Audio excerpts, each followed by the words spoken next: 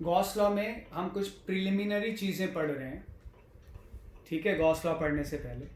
अब यहाँ पे मैं तुम्हें थोड़ा सा आइडिया देता हूँ पहले, बाकी जनरल आइडिया जब हम गॉस लॉ पढ़ लेंगे तब आएगा, कि electric field in conductor. Electric field in conductor in the absence of energy source, in the absence of energy source.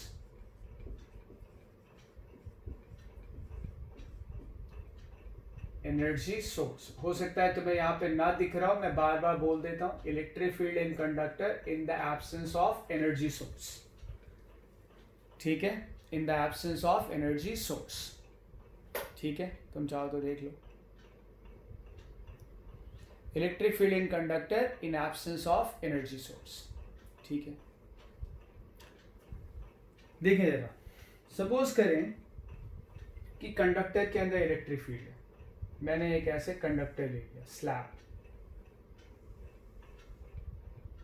ठीक है, और कंडक्टर को एक ऐसी जगह पे ले गए जहां पे इलेक्ट्रिक फील्ड है। ये मैं इलेक्ट्रिक फील्ड लाइंस बना रहा हूं, ये मैंने इलेक्ट्रिक फील्ड लाइंस बनाया इस तरह से। तो कंडक्टर को हम एक ऐसे रीजन में लेके गए हैं जहां पे ऑलरेडी एक फील्ड लाइंस थी। कंडक्टर न्यूट्रल था, कंडक्टर इज न्यूट्रल। अब कंडक्टर को जो हमने फील्ड लाइंस में रख दिया, तो कंडक्टर हम कहते किसको? कंडक्टर में फ्री इलेक्ट्रॉन्स होते हैं। इसका क्या मतलब है भाई? हर एटम का एक न्यूक्लियस होता है, उसके चारों तरफ सराउंडिंग इलेक्ट्रॉन्स होते हैं।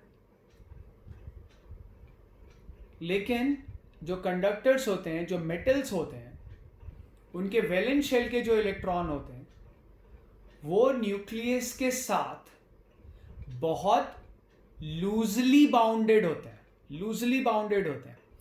न्यूक्लियस का उस पर जोर बहुत कम होता है, ठीक है। तो मेटल्स में या कंडक्टर्स में जो एटम्स होते हैं, उनके वैलेंस शेल के जो इलेक्ट्रॉन्स होते हैं वो न्यूक्लियस के साथ बॉन्डेड नहीं होते हैं, चाहो तो ऐसा बोल लो, या बहुत लूजली बॉन्डेड होते हैं, ठीक है। तो वो इलेक्ट्रॉन कंडक्टर के अंदर कहीं भी, बाहर नहीं, कंडक्टर के बाहर नहीं, कंडक्टर के अंदर कहीं भी मूव कर सकते हैं। इनका रैंडम मोशन होता है, ठीक है। वो कंडक्टर के अंदर मूव कर सकते हैं, करते हैं इनफैक्ट। अब जब तुमने एक कंडक्टिंग स्लैब को, तो फ्री इलेक्ट्रॉन्स किसको कहते हैं समझ गए? Which are free to move inside the conductor. अगर उन पे फोर्स लगेगा वो मूव करेंगे। न्यूक्लियस नहीं मूव करेगा, वो इलेक्ट्रॉन नहीं मूव करेंगे जो कि न्यूक्लियस के साथ पूरी तरह से बंधे हुए हैं, इनर शेल वाले। अब देखो क्या होगा, तुमने इलेक्ट्रिक फील्ड में कंडक्टर को बांध दिया। अब ये इलेक्ट्रिक फील्ड न्यूक्लियस पे भी फोर्स लगाएगी, जो इनर शेल के इलेक्ट्रॉन्स हैं उस पर भी लगाएगी, और जो वैलेंस शेल के इलेक्ट्रॉन्स हैं उस पर भी लगाएगी। न्यूक्लियस नहीं मूव करेगा, वो पूरी तरह से बंधा होता है, क्रिस्टल वगैरह कुछ बना होता है, मुझे ज़्यादा आइडिया नहीं, वो मूव नहीं करेगा। जो इनर शेल के इलेक्ट्रॉन है वो भी मूव नहीं करेंगे, लेकिन जो वैलेंस शेल के इलेक्ट्रॉन हैं जो मूव करने के लिए फ्री हैं वो मूव कर जाएंगे। अब जब इलेक्ट्रिक फील्ड लगेगा तो इलेक्ट्रॉन इधर से इधर मूव करना शुरू होंगे। भाई इलेक्ट्रिक फील्ड इधर लग रहा है, तो जो फ्री इलेक्ट्रॉन्स हैं कंडक्टर के अंदर, अभी कंडक्टर न्यूट्रल है, कंडक्टर के अंदर जितने प्रोटॉन्स हैं उतने ही इलेक्ट्रॉन्स हैं, ठीक है। कंडक्टर इज न्यूट्रल, जितने प्रोटॉन्स उतने न्यूट्रॉन्स। अब जब तुमने इलेक्ट्रिक फील्ड इधर लगा दिया तो क्या हुआ? उन इलेक्ट्रॉन्स पे इलेक्ट्रिक फील्ड के ऑपोजिट डायरेक्शन में एक फोर्स लगेगा फ्री इलेक्ट्रॉन्स पे, तो इलेक्ट्रॉन से इधर इधर चलने लगेगा। फोर्स लगता रहेगा, वो चलते चल जाएंगे, और मैक्सिमम वो कहां पे आ जाएंगे? सरफेस पे। सरफेस के आगे कंडक्टर को छोड़ के नहीं जा सकते। कंडक्टर को छोड़ के जाने के लिए बहुत एनर्जी रिक्वायर्ड होती है, जो हम फोटो इलेक्ट्रिक इफेक्ट में पढ़ेंगे। तो सरफेस पे आ गए भाई, इलेक्ट्रिक फील्ड का फ्री इलेक्ट्रॉन्स पे उधर फोर्स लग रहा था, जिधर फोर्स लग रहा है वो उधर मूव करते चले गए, जितना मूव कर सकते थे कर गए, कंडक्टर के सरफेस पे आ गए। अब अगर उधर इधर से इलेक्ट्रॉन उधर गए हैं तो यहाँ पे जितने इलेक्ट्रॉन उधर गए इधर ही से गए, तो यहाँ जितने इलेक्ट्रॉन एक्स्ट्रा आए, मान लो इधर 50 इलेक्ट्रॉन एक्स्ट्रा आए, तो उधर -50 इंटू ई का चार्ज आया। तो इधर से 50 इलेक्ट्रॉन चले गए ना, तो इधर इलेक्ट्रॉन की डिफिशियंसी हो गई, तो इधर क्या आएगा +50 इंटू ई का पॉजिटिव चार्ज। ये इलेक्ट्रॉन डिफिशियंट हो गए, मतलब देखो एक न्यूक्लियस होता है, न्यूक्लियस में अगर 10 प्रोटॉन है तो यानी +10 ई का चार्ज है। एटम में जितने प्रोटॉन होते हैं उतने ही इलेक्ट्रॉन होते हैं, तो 10 प्रोटॉन है 10 इलेक्ट्रॉन है, नेट कितना है 0। पर हुआ क्या, 10 प्रोटॉन है ना, 10 प्रोटॉन है, उसमें से या मान लो 11 प्रोटॉन है, ठीक है न्यूक्लियस में, और बाहर कितने इलेक्ट्रॉन है 11 इलेक्ट्रॉन है, 2 8 1, ठीक है 11 इलेक्ट्रॉन है, तो -11 ई। अभी तो नेट चार्ज कितना है 0, +11 ई -11 ई, नेट चार्ज कितना है 0। अब यहाँ से एक इलेक्ट्रॉन उधर चला जाए, ठीक है, तो कितने प्रोटॉन बचे 10 11 प्रोटॉन तो उतने ही। कितने इलेक्ट्रॉन बचे 10 इलेक्ट्रॉन, 10 है तो चार्ज -10, एक इलेक्ट्रॉन इधर चला गया -, मान लो स्लैब में ऐसा कुछ हुआ। आई बात समझ में, समझ पा रहे हो पॉइंट को? तो तुम देखो इधर क्या आया, इधर देखा जाए इधर भी एक एटम रहा होगा, इधर भी एक एटम रहा होगा ना, जिसमें न्यूक्लियस में 11 प्रोटॉन होंगे, न्यूक्लियस में 11 प्रोटॉन होंगे, और एटम के न्यूक्लियस में 11 प्रोटॉन और 11 इलेक्ट्रॉन। क्लियर है? अब यहां से एक इलेक्ट्रॉन चला गया, जितनी दूर जा सकता था गया, क्या आ गया, एक इलेक्ट्रॉन एक्स्ट्रा आ गया। अब यहां पे ओवरऑल देखा जाए तो कितने प्रोटॉन है 11, कितने इलेक्ट्रॉन है -12, मतलब उस पे चार्ज -12 है, तो नेट चार्ज कितना आया, नेट चार्ज -1 आया। क्लियर है ये? अच्छा यहाँ पे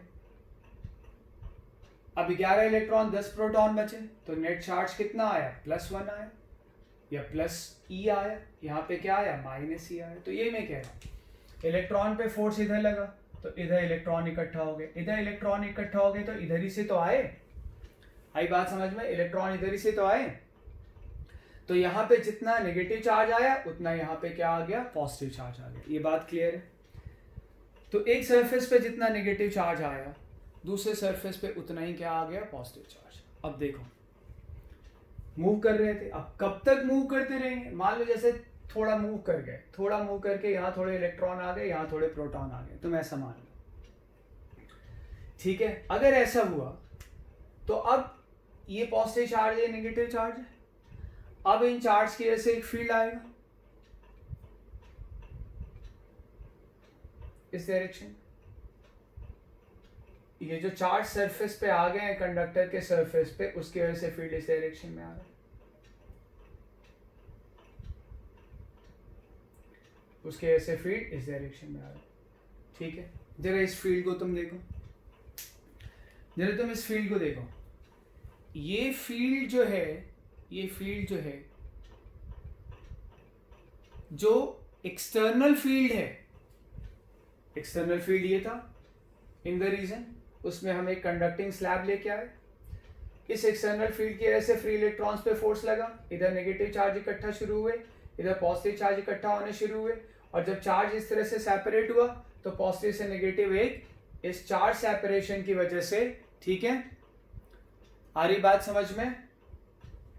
सरफेस पे जो चार्ज आया है, जो चार्ज इंड्यूस हुआ है, उसकी वजह से एक फील्ड आया, इसको हम इंड्यूस्ड इलेक्ट्रिक फील्ड बोलते हैं। क्या बोलते हैं? Induce electric field. तुम इस इंड्यूस इलेक्ट्रिक फील्ड की डायरेक्शन को देखो, इस जो इंड्यूस इलेक्ट्रिक फील्ड है ना, उसकी डायरेक्शन हमें पता है कि पॉजिटिव चार्ज से अवे होता है, नेगेटिव चार्ज के टुवर्ड्स होता है, वो तो ठीक है, पर इस इंड्यूस इलेक्ट्रिक फील्ड को तुम ध्यान से देखो, ये जो इंड्यूस इलेक्ट्रिक फील्ड है, इसकी जो डायरेक्शन है वो एक्सटर्नल इलेक्ट्रिक फील्ड के पॉजिटिव है।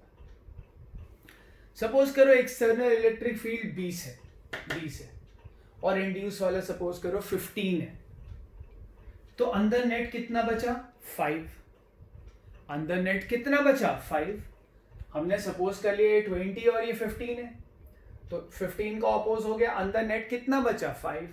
किस डायरेक्शन में बचा, ये 20 है ये 15 है, तो अंदर नेट कितना बचा, अंदर की बात चल रही है, तो अंदर नेट कितना बचा 5। किधर बचा, टुवर्ड्स राइट, क्योंकि इधर 20 है इधर 15 है, एक्सटर्नल 20 और इंड्यूस की वजह से 15, तो 20 इधर 15 इधर, नेट अंदर कितना बचा 5। किस तरफ बचा, इस तरफ, इधर 20 ये 5, तो नेट अंदर 5 बचा, बाहर 20 और अंदर कितना है 5, किधर है टुवर्ड्स राइट। तो ये फील्ड क्या करेगा, ये फील्ड इलेक्ट्रॉन पे अभी फोर्स लगाएगा, और फील्ड किधर है राइट, इलेक्ट्रॉन्स पे फोर्स किधर लगेंगे लेफ्ट, तो इधर और नेगेटिव चार्ज आएगा,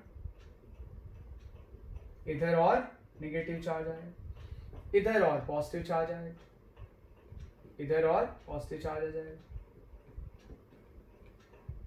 तो इंड्यूस फील्ड और बढ़ेगा, और इंड्यूस फील्ड और बढ़ेगा, और बढ़ते बढ़ते मान लो अंदर भी कितना हो गया 20, बढ़ते बढ़ते अंदर भी कितना हो गया 20, ठीक है। अगर अंदर 19 होगा, मान लो 20 नहीं हुआ 19 हुआ, ठीक है, तो एक्सटर्नल 20 और इंड्यूस वाला 90, यानी अंदर अभी भी 1 इलेक्ट्रिक फील्ड बचा है, 1 यूनिट इलेक्ट्रिक फील्ड बचा है। वो इलेक्ट्रिक फील्ड क्या करेगा, राइट की तरफ बचेगा, किधर फोर्स लगाएगा लेफ्ट की तरफ, इधर इलेक्ट्रॉन इकट्ठा होंगे, इधर और इलेक्ट्रॉन आ जाएंगे, इधर और पॉजिटिव आ जाएंगे, तो धीरे धीरे इंड्यूस इलेक्ट्रिक फील्ड जीरो था, पहले तो था ही नहीं, कंडक्टर न्यूट्रल था, ठीक है। उसके वजह चार्ज एक्सटर्नल इलेक्ट्रिक फील्ड के रीजन में, एक्सटर्नल इलेक्ट्रिक फील्ड के रीजन में जब हम इस स्लैब को लेके आए, तो इधर नेगेटिव चार्ज इकट्ठा होना शुरू हुआ, इधर पॉजिटिव चार्ज हुआ, उससे एक इंड्यूस इलेक्ट्रिक फील्ड आया। इंड्यूस इलेक्ट्रिक फील्ड बढ़ रहा है, बढ़ते बढ़ते 15 हुआ, 19 हुआ, अब मान लो क्या हो गया 20। अब 20 होना ही है इसको, क्योंकि अगर ये 20 नहीं होगा 19.9 भी रहेगा, तो अंदर एक रिजल्टेंट फील्ड होगा, रिजल्टेंट फील्ड होगा तो इलेक्ट्रॉन मूव करेंगे, तो फर्दर यहाँ इलेक्ट्रॉन आएंगे, यहाँ पॉजिटिव चार्ज आ जाएगा, तो इलेक्ट्रिक फील्ड थोड़ा बढ़ेगा, बढ़ते बढ़ते कितना हो गया मान लो 20। अब इंड्यूस इलेक्ट्रिक फील्ड कितना है 20, एक्सटर्नल इलेक्ट्रिक फील्ड कितना है 20, तो कंडक्टर के अंदर अब नेट फील्ड कितना हो गया 0, ठीक है। कंडक्टर के अंदर अगर नेट फील्ड 0 हो गया, तो अब इलेक्ट्रॉन्स पे, फ्री इलेक्ट्रॉन्स पे कोई फोर्स नहीं लगेगा। अब जितने इलेक्ट्रॉन लेफ्ट साइड में आने थे आ गए, जितना पॉजिटिव चार्ज राइट साइड में आना था आ गया, अब एक इक्विलिब्रियम अचीव हो गया। और जब इक्विलिब्रियम अचीव हुआ, तो कब अचीव हुआ, जब इंड्यूस्ड इलेक्ट्रिक फील्ड ने एक्सटर्नल इलेक्ट्रिक फील्ड को कंडक्टर के अंदर एग्जैक्टली बैलेंस कर दिया, सच दैट कि कंडक्टर के अंदर नेट फील्ड क्या हो जाए 0, सच दैट कि कंडक्टर के अंदर नेट फील्ड क्या हो जाए 0। आई बात समझ में। तो कंडक्टर के अंदर inside the meat of the conductor चाहो तो बोल लो, ठीक है। कंडक्टर के मीट में, जैसे अगर मान लो मैं ये कंडक्टर बनाता हूं, ये कंडक्टर बनाना, ये जो तुम शेडेड पार्ट देख रहे हो ना, ये मीट ऑफ द कंडक्टर, ये नहीं सॉलिड पार्ट, ये कैविटी है, यहाँ कुछ नहीं है, यहाँ वैक्यूम है। तो कंडक्टर के कैविटी में या कंडक्टर के वैक्यूम वाले पार्ट में तो फील्ड हो सकता है, कंडक्टर के वैक्यूम वाले पार्ट में तो फील्ड हो सकता है, लेकिन कंडक्टर के मीट के अंदर यानी सॉलिड के अंदर, कंडक्टर के सॉलिड पार्ट में इलेक्ट्रिक फील्ड नहीं हो सकता। कंडक्टर के सॉलिड पार्ट के अंदर इलेक्ट्रिक फील्ड कितना होगा 0। अगर तुम इसको एक external region of electric field में ले जाओ, किसी रीजन में इलेक्ट्रिक फील्ड एग्जिस्ट करता है, वहां ले जाओ, वहां जाके कंडक्टर को रख दो, तो तुरंत विद इन नो टाइम, अब नो टाइम तो कहना सही नहीं है, with in very small time electron इस तरह से मूव करेंगे, ठीक है। सरफेस पे इस तरह से चार्ज आ जाएगा, नेट चार्ज सरफेस पे ही आएगा, अंदर नेट चार्ज नहीं आएगा, मैं तुम्हें बता रहा हूं, इसको हम गॉस लॉ में देखेंगे। तो सरफेस पे चार्ज कुछ इस तरह से इंड्यूस हो जाएगा कि वो एक्सटर्नल इलेक्ट्रिक फील्ड को कंडक्टर के अंदर क्या करेगा, किल कर देगा, और कंडक्टर के अंदर रिजल्टेंट इलेक्ट्रिक फील्ड की वैल्यू क्या आ जाएगी 0। कंडक्टर के अंदर रिजल्टेंट इलेक्ट्रिक फील्ड की वैल्यू क्या आ जाएगी 0। ये बात समझ आ रही है, तुरंत हो जाएगा एक, ठीक है। अच्छा, अब जरा इसको एक और तरह से समझने की कोशिश करें। यहां पे मैंने क्यों लिखा इन the absence of energy source, इसको जरा समझें, इसको जरा समझें, ठीक है। पर ये बात लाउड एंड क्लियर होनी चाहिए कि when there is no source of energy, source of energy क्या होता है, बैटरी या सेल, वो सोर्स ऑफ एनर्जी होता है। वो हमारा थर्ड चैप्टर होगा इलेक्ट्रोस्टैट्स को अगर फर्स्ट बोलें तो, ठीक है। अगर सोर्स ऑफ एनर्जी है तो कंडक्टर के अंदर इलेक्ट्रिक फील्ड होता है। सोर्स ऑफ एनर्जी लगाते ही इसलिए है कि कंडक्टर में एक इलेक्ट्रिक फील्ड आए। सोर्स ऑफ एनर्जी लगाते ही इसलिए है कि कंडक्टर में एक इलेक्ट्रिक फील्ड आए। क्लियर है ये? आ रही बात समझ में? पर क्या तुम्हें लाउड एंड क्लियर होना चाहिए? तुम्हें लाउड एंड क्लियर होना चाहिए कि भाई कंडक्टर में, कंडक्टर के सॉलिड में या कंडक्टर के सॉलिड पार्ट में या कंडक्टर के मीट में इलेक्ट्रिक फील्ड जीरो होगा when there is no source of energy. ठीक है, जरा इसको एनर्जी से रिलेट करके देखें। ठीक है, जरा इसको एनर्जी से रिलेट करें। ठीक है, आ रही बात समझ में? ये है, मान लो इसको एक और ऐसे कंडक्टिंग वायर से ज्वाइन कर दिया। ठीक है, तुमने इसको एक एक्सटर्नल इलेक्ट्रिक फील्ड में रख दिया। मान लेते हैं कि तुमने एक्सटर्नल इलेक्ट्रिक फील्ड में रख दिया और कंडक्टर में फील्ड है, कंडक्टर में फील्ड है। ठीक है, कंडक्टर के अंदर में फील्ड जीरो होता है, इसको भूल जाओ। मान लो कंडक्टर के अंदर में फील्ड है। अब कंडक्टर के अंदर में फील्ड है तो क्या होगा? इस सरफेस पे अभी समझाया है, क्या आएगा? नेगेटिव चार्ज आएगा इस सरफेस पे, नेगेटिव चार्ज। यहां क्या आएगा? Positive charge. तो क्या होगा? क्या होगा?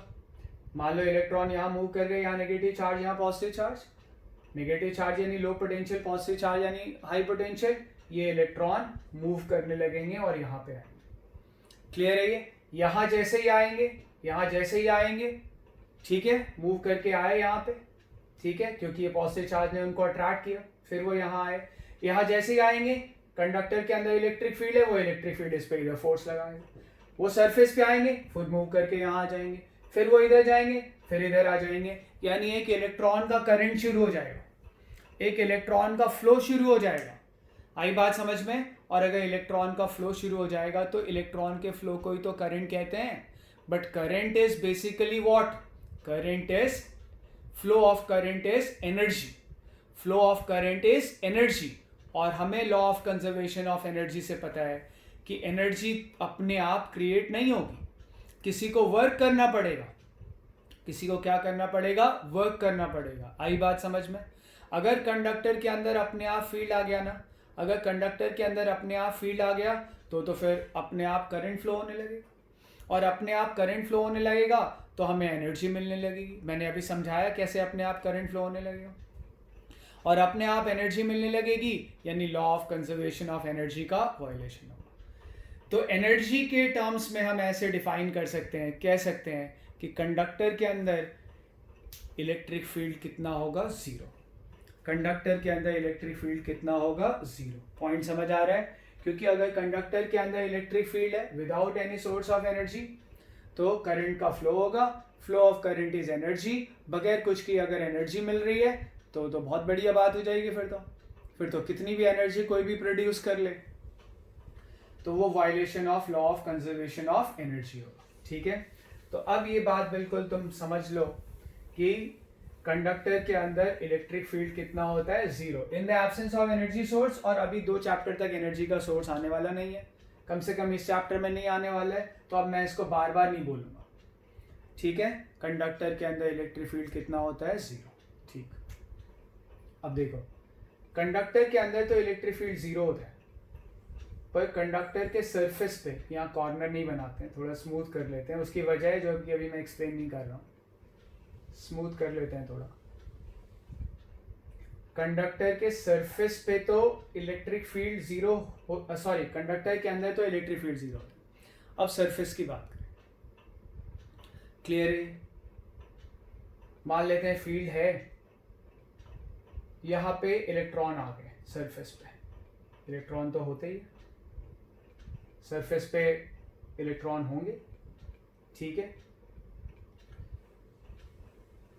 ठीक, सपोज करो यहाँ पे सरफेस पे फील्ड इस डायरेक्शन में, सपोज करो सरफेस पे फील्ड इस डायरेक्शन में। आई बात समझ में? हो रहा है क्लियर? अंदर तो फील्ड है ही नहीं, अंदर तो फील्ड है ही नहीं, ये तो अब तुम्हारे बात समझ में आ जानी चाहिए। अंदर कंडक्टर के अंदर फील्ड होना ही नहीं, ये कंडक्टर है, ठीक है, कंडक्टर है। और सरफेस पे एटम होते हैं तो सरफेस पे इलेक्ट्रॉन्स भी होंगे भाई। वो तो इधर पॉजिटिव चार्ज तब हमने लिखा था ना जब हमने इसको एक external region of electric field में लगाया, ठीक है। अभी मान लेते हैं कंडक्टर है, उसके इस जगह पे इलेक्ट्रिक फील्ड इधर है, क्लियर है ये? अब इसको ध्यान से देखो, अच्छे से समझना बिल्कुल। कंडक्टर के सरफेस पे अंदर तो है ही, इसके दो कंपोनेंट होंगे, एक होगा परपेंडिकुलर टू द सरफेस, ये, और एक होगा along the surface, parallel to the surface। तो सरफेस पे जो इलेक्ट्रिक फील्ड है हमने उसके दो कंपोनेंट किए, एक पैरेलल टू द सरफेस और एक परपेंडिकुलर टू द सरफेस, ठीक है। अब परपेंडिकुलर टू द सरफेस देखा जाए तो वो इलेक्ट्रॉन पे किधर फोर्स लगाएगा? सरफेस पे है, अंदर की तरफ लगाएगा, पर अंदर तो जाएगा कैसे? अंदर तो फील्ड है ही नहीं। तो जो सरफेस पे इलेक्ट्रिक फील्ड है, जो सरफेस पे इलेक्ट्रिक फील्ड है, उसकी वजह से इलेक्ट्रॉन का मोशन नहीं होगा। कई लोग सोचेंगे अंदर फोर्स लगेगा, अंदर फोर्स लगेगा तो अंदर चला जाएगा। मान लो वो गया, कितना अंदर गया? 1 पिकोमीटर का, 1 पिकोमीटर का, 1 पिकोमीटर का, 1 पिकोमीटर अंदर गया। अंदर तो अब फील्ड है ही नहीं, तो आगे कैसे जाएगा यार? यानी सरफेस पे ही रहेगा ना बेसिकली। तो वो कहोगे नहीं सर 1 पिकोमीटर तो गया, अरे 1 पिकोमीटर नहीं गया, 1 पिकोमीटर का, 1 पिकोमीटर का, इस तरह से गया।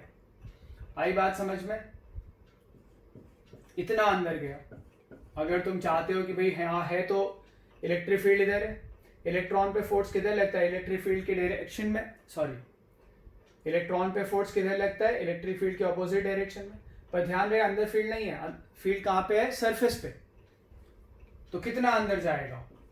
क्योंकि अंदर अगर वो थोड़ा भी गया, मान लो इतना भी अंदर गया और भी बहुत सारे जीरो लगा दूं, तो क्या होगा? अंदर तो फील्ड है ही नहीं, तो अंदर तो अब फोर्स लगेगा ही नहीं। तो कुल मिला के जो इलेक्ट्रिक फील्ड का जो कंपोनेंट सरफेस के परपेंडिकुलर है, उसकी वजह से इलेक्ट्रॉन का कोई मोशन नहीं होगा। होता तो किधर होता? इलेक्ट्रिक फील्ड के ऑपोजिट होता। इलेक्ट्रिक फील्ड के ऑपोजिट होता तो किधर जाता? अंदर जाता। मान लो इतना अंदर गया, जो मैंने 10 की पावर लिखी है, इतना अंदर गया, इतना पिकोमीटर अंदर गया, यानी सरफेस पे है ना। अब इतना पिकोमीटर अगर अंदर गया तो अंदर तो फील्ड है नहीं, यानी वो अंदर नहीं गया। आई बात समझ में? हो रहा है क्लियर? यानी ई परपेंडिकुलर की वजह से इलेक्ट्रॉन का कोई मोशन नहीं होगा, पर ई पैरेलल की वजह से होने लगेगा। पैरेलल टू द सरफेस यानी टेंजेंट टू द सरफेस, उसकी वजह से इलेक्ट्रॉन पे इधर फोर्स लगेगा और फिर ये सरफेस पे मूव करने लगेंगे। और इलेक्ट्रॉन सरफेस पे मूव करेंगे तो एक सरफेस करंट आ जाएगी। सरफेस करंट आ जाएगी तो फिर वही law of conservation of energy का वायलेशन हो जाएगा। आई बात समझ में?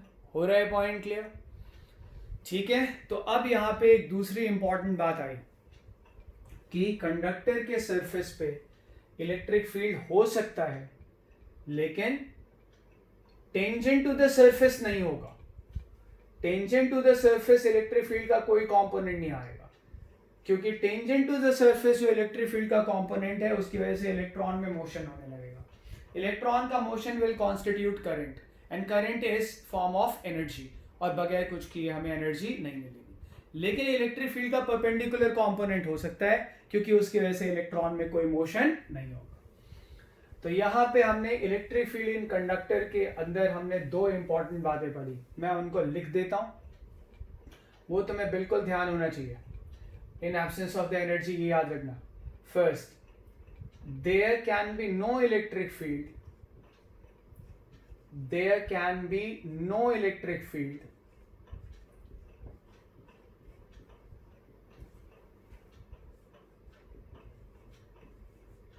there can be no electric field inside inside the solid part of conductor, यानी meat of the conductor. Conductor के अंदर कोई हॉलो पार्ट है तो वहां इलेक्ट्रिक फील्ड जरूर हो सकता है, पर सॉलिड पार्ट में कोई इलेक्ट्रिक फील्ड नहीं हो सकता। और दूसरा, on the surface of conductor electric on the surface of the conductor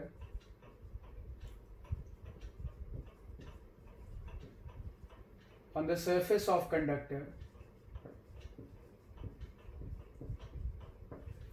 electric field can exist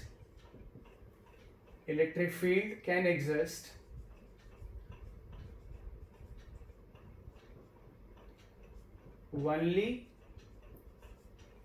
along the normal to the surface, only along the normal to the surface, that is perpendicular to the surface,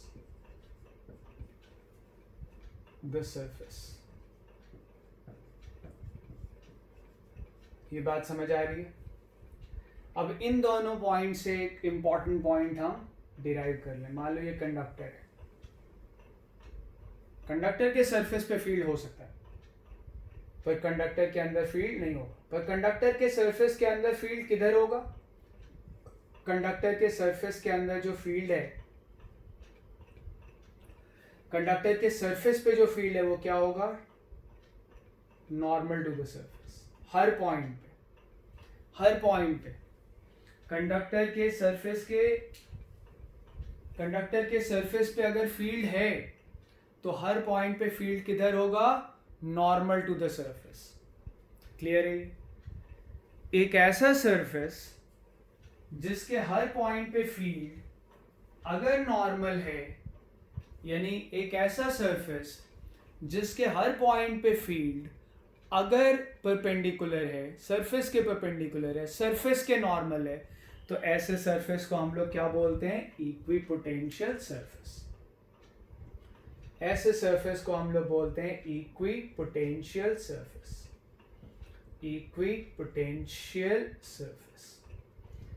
तो भाई conductor का surface एक equipotential surface होता है। Conductor का surface क्या होता है? एक इक्विपोटेंशियल सरफेस। क्लियर है? अच्छा,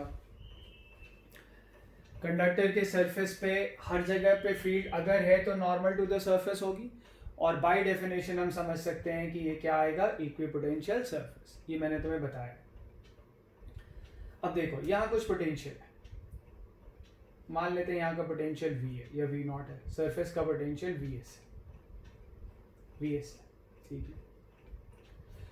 तो सरफेस के हर पॉइंट का पोटेंशियल VS होगा, क्योंकि कंडक्टर का सरफेस एक इक्विपोटेंशियल सरफेस है।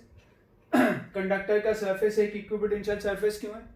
क्योंकि कंडक्टर के सरफेस के हर पॉइंट पे इलेक्ट्रिक फील्ड परपेंडिकुलर है, ठीक है। अब मैं जरा कंडक्टर के अंदर एक पॉइंट P लूं और कंडक्टर के अंदर एक पॉइंट P लेके मैं इस पॉइंट का पोटेंशियल निकालना चाहता हूं, ठीक है, इस पॉइंट का पोटेंशियल निकालना चाहता हूं। तो पोटेंशियल निकालने के लिए हमारे पास एक तरीका अवेलेबल है, dV is equal to minus E dot d. अगर इलेक्ट्रिक फील्ड पता है तो पोटेंशियल डिफरेंस निकाला जा सकता है, पोटेंशियल डिफरेंस आ जाएगा तो पोटेंशियल भी आ जाएगा। मुझे सरफेस के पॉइंट का पोटेंशियल पता है, मैं S से P तक एक पाथ डिफाइन कर लूं।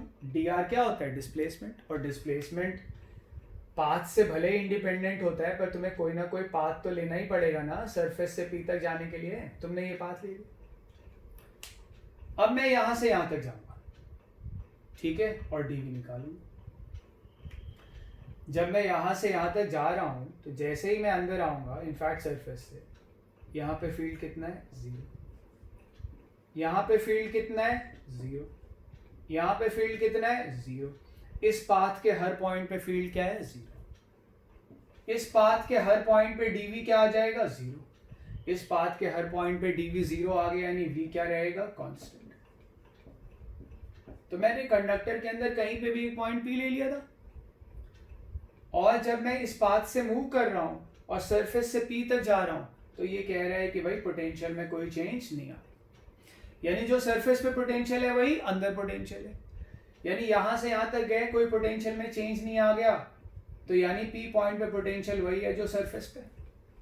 पी कहाँ है? कंडक्टर के अंदर का पॉइंट है, और एस वी एस क्या है? सरफेस का पोटेंशियल है। तो पी पॉइंट पे कंडक्टर के अंदर के किसी भी पॉइंट पे पोटेंशियल वही आया है जो सरफेस पे, और सरफेस के हर पॉइंट का पोटेंशियल क्या है? सेम।